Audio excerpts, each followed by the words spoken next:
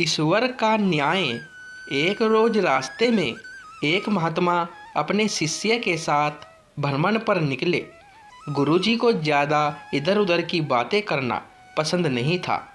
कम बोलना और शांतिपूर्वक अपना कर्म करना ही गुरु को प्रिय था। परंतु शिष्य बहुत चपल था।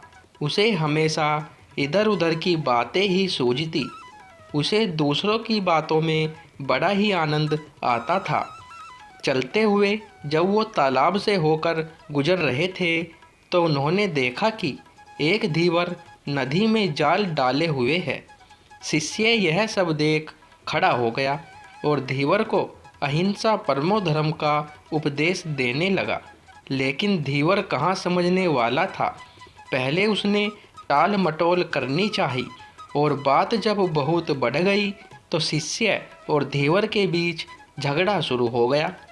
यह झगड़ा देख गुरुजी, जो उनसे बहुत आगे बढ़ गए थे, लौटे और शिष्य को अपने साथ चलने को कहा एवं शिष्य को पकड़कर ले चले। गुरुजी ने अपने शिष्य से कहा, बेटा, हम जैसे साधुओं का काम सिर्फ समझाना है, लेकिन ईश्वर ने हमें दंड देने के लिए धरती पर नहीं भेजा है। शिष्य ने पूछा, महाराज को न तो बहुत से दंडों के बारे में पता है और न ही हमारे राज्य के राजा बहुतों को दंड देते हैं, तो आखिर इसको दंड कौन देगा।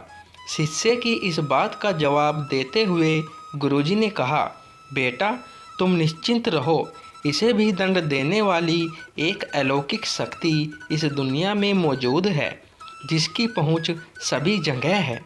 ईश्वर की दृष्टि सब तरफ है और वो सब जगह पहुंच जाते हैं। इसलिए अभी तुम चलो, इस झगड़े में पड़ना गलत होगा, इसलिए इस झगड़े से दूर रहो। शिष्य गुरुजी की बात सुनकर संतुष्ट हो गया और उनके साथ चल दिया। इस बात को ठीक 2 वर्ष ही बीते थे कि एक दिन गुरुजी और शिष्य दोनों उसी तालाब से होकर गुजरे। शिष्य भी अब 2 साल पहले की वह धीवर वाली घटना भूल चुका था। उन्होंने उसी तालाब के पास देखा कि एक चुटियल सांप बहुत कष्ट में था। उसे हजारों चींटियां नोच नोच कर खा रही थी।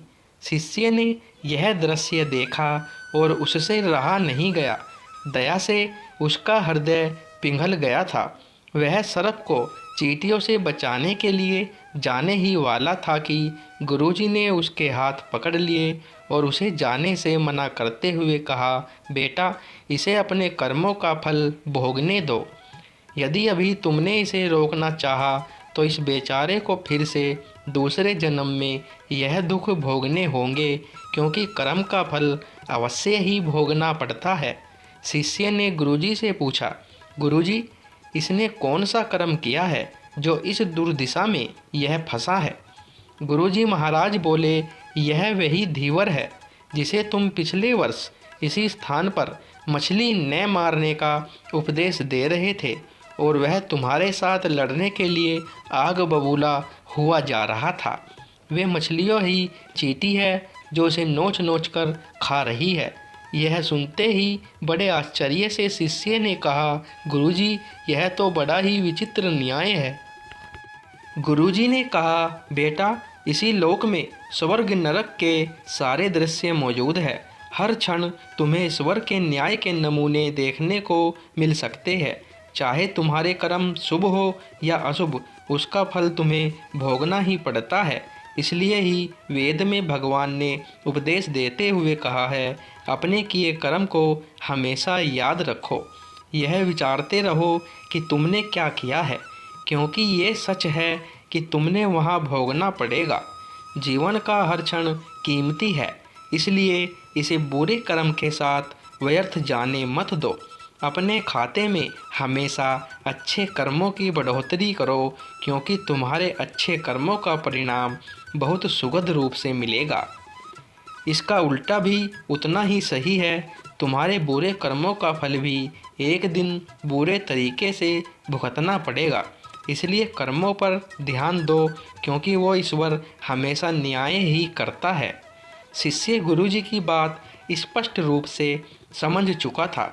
यह 100% सच है कि ईश्वर हमेशा सही न्याय करते हैं और उनके न्याय करने का सीधा संबंध हमारे अपने कर्मों से है। यदि हमने अपने जीवन में बहुत अच्छे कर्म किए हैं या अच्छे कर्म कर रहे हैं तो उसी के अनुरूप ईश्वर हमारे साथ न्याय करेंगे। यह जीवन हमें इसीलिए मिला है ताकि हम कुछ ऐसे कार्य करें जिसको देखकर ईश्वर की आंखों में भी हमारे प्रति प्रेम छलक उठे। मेरे प्यारे मित्रों, वीडियो पसंद आई हो तो वीडियो लाइक और शेयर करें और अगर आप चैनल पर पहली बार आए हो तो चैनल को सब्सक्राइब करें। धन्यवाद दोस्तों।